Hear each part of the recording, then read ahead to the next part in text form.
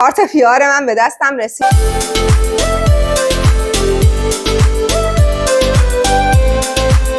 سلام، من پونم از اتاوای کانادا و بالاخره کارت پیار من به دستم رسید و گرفتنش واقعا یکی از پرچالش ترین بخشای زندگی من بود، اینکه بتونم پیار کانادا رو بگیرم. خب قبلا واقعا انقدر گرفتن پیار کانادا پیچیده نبود. هر کسی که مثلا میومد توی کانادا، حالا یا تحصیلی اومده بود یا کاری اومده بود، میدونست که بالاخره میتونه به پیار برسه و اینقدر براش چالش نداشت. اما خب توی کووید به خاطر اینکه حالا یه تعداد زیادی آدم می‌خواستن به پیار کانادا برسن، چه از خارج کانادا چه داخل کانادا، و خب دراهای کمی قاطی پاتی شده بود، هم به خاطر کلا شرایط دنیا که جنگ نمیدونم سوریه و اوکراین و دیگه شرایط ایران و همین چیزا باعث شد یه عده خیلی زیادی هم بیان داخل کانادا و اونا هم بخوان دنبال پی آر باشن، که خب باعث شد امتیازها خیلی بره بالا و کنارش هم خود کانادا هم هی میاد قوانین رو تغییر میده و شرایط رو عوض میکنه، جوری که خب یکم برنامه‌ریزی واقعا سخت میشه.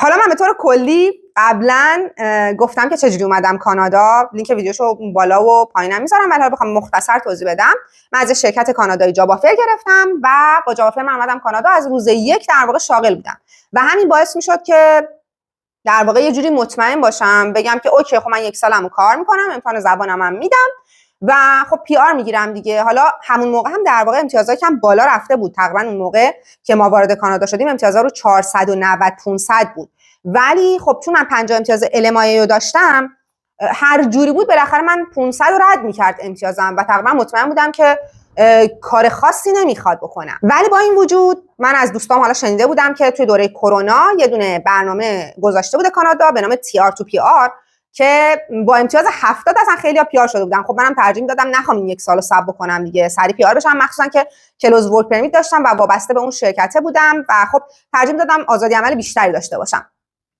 همون ماه اول که رسیده بودیم، حالا ما داشتیم خونه جابجا می‌کردیم، خونه اجاره پیدا کرده بودیم، علی اومده بود داشت خونه رو مرتب می‌کرد، من رفته بودم امتحان زبان بدم که فقط بتونیم پرونده رو باز کنیم. همون موقع هم من سلپیپ 2 تا 7 گرفتم و 2 تا 8 گرفتم، پروندهمو باز کردم، LMIA هم گذاشتم، ولی خب امتیازم به هر حال بازم با همه چیز، همه شرطی که داشتم که گذاشتم حدود 380 این چیزا شد و در صورت باید ثبت می‌کردم، ولی ما پرونده رو باز کرده بودیم که حالا شاید دری به تخته خورد و اینا یه درایی اون وسط کشیدن.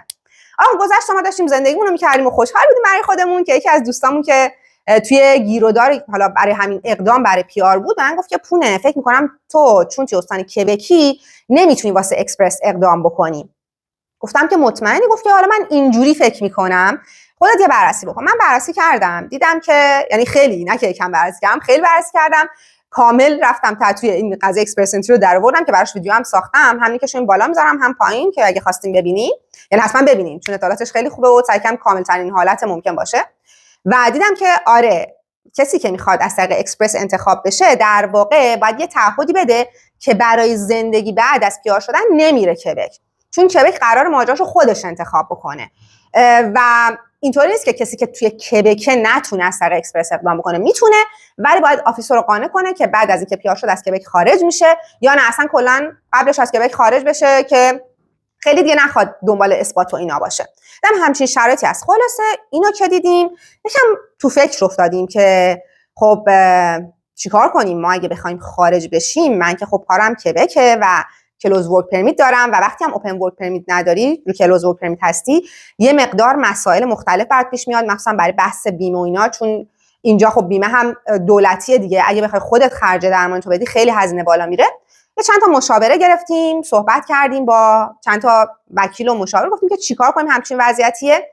گفت که من بهتون توصیه نمی‌کنم که LMIA تون رو بذارین، چون اگر LMIA باشه در واقع شما داری میگی که من تا پایان پروسه رسیدنم به پیار توی کبک میمونم، چون من وصلم به این شرکته و نمیتونی از شرکتم خارج بشی، چون که اون LMIA امتیازش از بین میره، باید همچنان اونجا شاغل باشی. من البته اون موقع ریموت کار میکردم، پیش خودمون فکر کردیم، گفتیم که خب کاش مثلا بریم یه استان دیگه، بریم مثلا اونتاریو اینا، ولی میگم باز به خاطر اون قضیه بیمه خیلی نگران بودم که چه اتفاقی میفته. خب من نمیتونم از بیمه استان کبک وقتی ساکن جای دیگه هستم استفاده بکنم وقتی خونم جای دیگه است. برای مسافرت میشد، ولی وقتی دیگه خونم کامل منتقل بشه دچار مشکل میشه. بیمه استان دیگه بهم میدن نمیدن. اینا خیلی قضیه رو پیچیده میکرد. درجه تصمیم گرفتیم که فعلا LMIA رو در بیاریم تا حالا بشه 1 سال ببینیم چه اتفاقی میفته و خب دنبال بودیم که لااقل بتونیم امتیازمو بدون LMIA بالا ببرم که حالا راهی که داره، حالا یه سری چیزاش که مشخصه کاریش نمیشه بکنی. برای که امتیاز اکسپرس تو ببری بالا خب یه 2-3 تا راه هست. یکیش اینه که بری کانادا درس بخونی، یکیش اینه که زبان تو بالاترین نمره که میتونی رو بگیری و یکی دیگه اینه که زبان دوم بلد باشی. حالا اگه زبان اولت فرانسه است اونو تقویت کنی بالاترین سطح بشی و زبان دومت انگلیسی باشه یا بالا برعکس از اونم امتیاز بگیری. که خب من تلاشم این بود که بتونم نمره زبانمو به بالاترین حد برسونم که تمام نکاتی که خودم رعایت کردم که بتونم فول نمره سلپ رو بگیرم هم دوباره توی ویدیو توضیح دادم. همین که میذارم این بالا هم میذارم توی کپشن که بتونین استفاده بکنین، چون میدونم خیلی‌ها نیاز دارن به این امتیازها و کاملا رایگان گذاشتم که بتونین استفاده بکنین. تمام تلاشمو کردم ولی بازم من نهایتا امتیازم رسید به 479 با اونم و امتیاز نمیرسید. خلاصه که ما این وضعیت رو دیدیم که خب همزمان جابجا هم نمیتونیم بشیم و اگرم جابجا بشیم حالا از کجا معلوم که اصلا امتیاز من اسم من در بیاد وقتی نمیخوام LMIA بذارم، چون میگم اون مسائل وابستگی من به کبک ایجاد میکرد و برای آفیسر سوال ایجاد میشد، ممکن بود پرونده رو دچار پیچیدگی بکنه و میگم با چند نفرم که صحبت کردیم اصلا توصیه می‌کردن همچین کاری رو نکن. ولی با این وجود بازم ما گفتیم که شاید حالا دری به تخته خورد از طریق اکسپرس تونستیم یه اقدامی بکنیم. پروندهمون در صورت همونجور باز بود. منم نمره زبانمو کامل کردم، انگلیسیمو سعی کردم فول کنم به فول ترین حالت ممکن برسه و گذاشتمش کنار. رو گفتم خیلی خوب بریم سراغ برنامه استانی کبک، لااقل اینجا هستیم دیگه، اینو از دست ندیم. و شروع کردم به فرانسه خوندن و 2 تا برنامه داره استان کبک. یه دونه PQه که حالا چه کاریه چه دانشجویی سری چیزا، اون زمانی که ما بودیم اینطوری بود که بعد 2 سال سابقه کار می‌داشتی و زبانت هم CLB 7 فرانسه می‌گرفتی که در واقع میشه معادل B2+ که واقعا اصلا سطح کمی نیست، خیلی هم سخته گرفتنش. شاید میگم آدم به زبون بگه فقط همین 2 تا، ولی خب وقتی توی پروسشی می‌خوای حالا فرانسه رو امتحان بدیم وای چه زبونیه. حالا که من باز فرانسه خونده بودم ولی واقعا سخته آدم بخواد یه زبون جدید یاد بگیره، مخصوصا وقتی شاغله، اصلا توی محیط جدیده، خیلی چیزا رو نمیدونه، خیلی استرس‌های دیگر رو داره، کار آسونی نیست. و یه برنامه دیگه هم داشت RSWP که من به مرور متوجه شدم تو حرفا که این اصلا زبان فرانسه نمیخواد. خیلی خیلی خوشحال بودم، گفتم که اوکی من فرانسه هم دارم میکنم، روی اینم سرمایه‌گذاری کنم. و رفتم امتیازام محاسبه کردم، دیدم که واسه SRWP حالا فکر کنم الان بازم اونم اسمش عوض شده، یه سیستم امتیاز بندی داشت. دیدم که من اگر برام یه مدرکی به نام VJO بگیرم که میشه Validated Job Offer که مربوط به استان کبک اصلا جدای از LMIA بود، میتونم امتیازمو بالا ببرم و حتما اسمم در میاد. خلاصه من شروع کردم به مکاتبه با شرکت ما هم درندشت و بزرگ، این بوروکراسی همینجور داشت طول میکشید و اینا. وسط همین کارهای گرفتن VJO بودیم که جناب آقای لگو نخست وزیر کبک گفت که کسایی که Validated Job Offerشون از مونترال بزرگه اونا باز حتما باید فرانسه رو ارائه بدن و بدون فرانسه نمیشه، فقط اگر خارج از مونترال بزرگ باشن میشه. و اینجا باز ما به در بسته خوردیم و دیگه تقریبا مطمئن بودم که هیچ راهی ندارم جز اینکه بشینم فرانسه رو بخونم، هم خودم هم علی، چون همراه تو هم دوباره قانون گذاشتن هم مدتی که ما داشتیم اقدام می‌کردیم که اونم باید CLB 5 ارائه بده که میشد معادل مثلا A2+ فرانسه. همینجور فرانسه میخوندیم و درگیر بودیم و اینا. واقعا شرایط پیچیده و واقعا سختی بود، میگم خیلی استرسش زیاد بود واقعا. وقتی کسایی که توی شرایطشن واقعا میدونن که چقدر اذیت کننده است که مدام هی بخوای تلاش کنی درس بخونی، هی زبان بخونی، هی نمیدونم فرانسه بخونی، هی فکرت مشغول باشه از چه راهی بری. خلاصه که من یه بار همینجور پای سیستم بودم که دیدم یه ایمیل برام اومد، ایمیل رو باز کردم، نوشته notification of interest from Ontario. اصلا لحظه چشام گرد شد، گفتم خدایا چه اتفاقی افتاد و اینا. دیدم که نوشته که ما از شما دعوت می‌کنیم برای استان ما اپلای بکنین که بیاین توی استان ما زندگی بکنین. اصلا دهنم وا مونده بود که خدایا این چه اتفاقی افتاد و اینا. یادم اومد که وقتی برای پرونده اکسپرس هم داشتم باز می‌کردم، همون اولش می‌پرسه، میگه که می‌خواین استان‌های دیگه هم پرونده شما رو ببینن و من اونجا همین استانا رو زده بودم. اونتاریو هم یکیش بود. استان اونتاریو یه استریم داره به نام هیومن کپیتال پرایوریتی که وصل به سیستم اکسپرس. همون موقع اکسپرس یه درا کرده بود از استم، دیالا این کاتگوری نام اومده بود، کاتگوری استم اون سال بودش. امتیاز 481 کفش بود، امتیازم 479 بود، یعنی به خاطر 2 امتیاز. میخوام بگم چقدر شرایط مثلا حساسه واقعا و آدم چجوری هویی از درا بیرون میمونه. به خاطر 2 امتیاز من اصلا از درای اکسپرس در نیومده بودم، ولی هفته بعدش اونتاریو یه دونه استم کشیده بود که امتیازها بین 473 تا 480 بود. حالا فکر کنم من امتیازم مثلا بالای 480 بود، از این درای هم در نمی اومدم. یعنی میخوام بگم اینقدر شرایط شانسی و پیچیده است، ولی خب من شانس آورده بودم از این درای در اومدم. کلی خوشحال بودم، در پوست خودم نمی گنجیدم. خلاصه باز شروع کردیم ببینیم چیکار کنیم چیکار نکنیم. رفتیم باز با وکیلم صحبت کردیم، گفت که خب خیلی عالیه، خیلی من کیس داشتم که اینطوری بودن و به پی آر رسیدن، شما حتما اپلای بکنین، اما وقتی که خواستین نمره در واقع نامینیشنتون، امتیاز نامینیشنتون رو بگیرین، سعی کنید که از استان کبک خارج بشین برای اطمینان بیشتر، چون که بالاخره شما از استان اونتاریو دعوتنامه گرفتید. خلاصه اینم باز شد یه چالش برای ما. شروع کردیم ما به اپلای کردن. حالا من براتون اینجا تاریخا رو نوشتم چون خیلی دوست دارم بدونن مثلا از لحاظ زمانی چه اتفاقی افتاده. روزی که من نوتیفیکیشن اف اینترست از اونتاریو گرفتم 14/12/2023 بود. یک ماه بعدش من تقریبا سابمیت کردم 14/1/2024.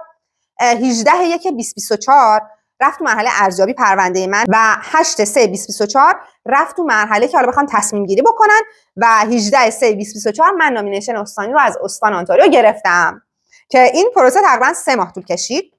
وقتی از این طریق 1 ماه معمولا بهت مهلت میدن که این امتیاز استانی تو قبول بکنی روی اکسپرس، یا خب بعضی ممکنه نخوان قبول بکنن چون که امتیاز خودشون مثلا توی درا فکر میکنن میفته، خب اونجوری پروسه سریع‌تره.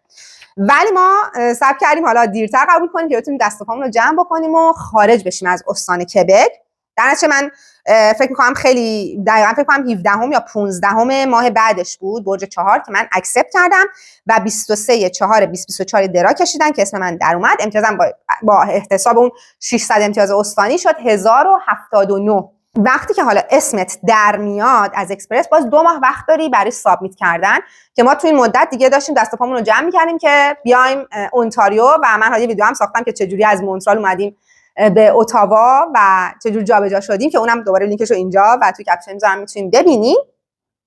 دیگه ما دست پامون رو جمع کردیم، اسباب کشی کردیم، اومدیم اتاوا و 2 هفته بعد از این که رسیده بودیم اینجا، توی روز تولدم 15 جون 2024 من سابمیت کردم واسه پرونده اکسپرسم.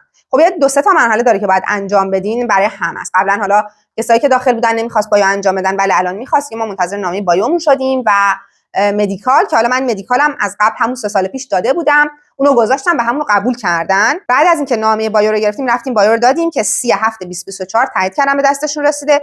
مدیکالمون هم 8/8/2024 تایید کردن. حالا یه قسمت دیگه داره به نام بک‌گراند چک که میان سوابق تو در واقع چک میکنن. برای من واقعا نمیدونم کی شروع شد و چقدر طول کشید چون برای ما زمانش کم بود. اینم نگفتم وقتی پرونده اکسپرس شما باز میکنین میتونید یه ترکر بسازین که ببینید پروندهتون توی چه مرحله‌ایه. برای من واقعا متوجه نشدم کی شروع شد و کی تموم شد، ولی متاسفانه خیلی‌ها مخصوصا ایرانی‌ها میرن توی دیپ سکیوریتی، یهو این مرحله بک‌گراند چکشون 1 سال 1 سال و نیم 2 سال براشون طول میکشه که حتی کارشون به دادگاه میکشه که بخوان شکایت کنن بگن تکلیف پرونده ما رو مشخص بکن. ولی خب برای ما خوشبختانه زود گذشت.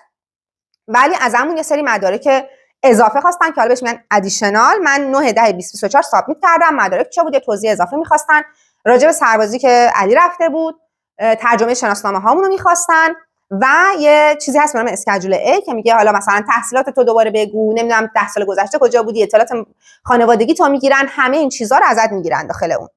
و در تاریخ 22/10/2024 گفتن کلیه مراحل انجام شده، پاس شده. حالا مثلا آدم فکر می‌کنه دیگه تموم شد، ولی الان کلی مرحله دیگه هنوز مونده. 4/11/2024 هم رفتیم توی مرحله تصمیم گیری نهایی. بعد از اون 5/11/2024 یه مدرکی رو برای شما در واقع آپلود میکنن که راجع به پی آر شدنتونه، ولی اون برای کسایی که اینلندن، کسایی که داخل یعنی کانادا هستن، این هنوز پی آر حساب نمیشه، بهش میگن کوپیار. بعد از اینکه کوپیار صادر شد تازه یه ایمیل میدن که آقا اطلاعاتتو بده، ما میخوایم برای تو اکانت بسازیم داخل پورتال جدید که تو بیای عکس تو آپلود بکنی و ایمیلت هم بذاری که ما دیگه کارت تو، همین کارتی بهتون نشون دادم و برات حاضر کنیم و برات بفرستیم. ایمیل اول من 18/11/2024 گرفتم.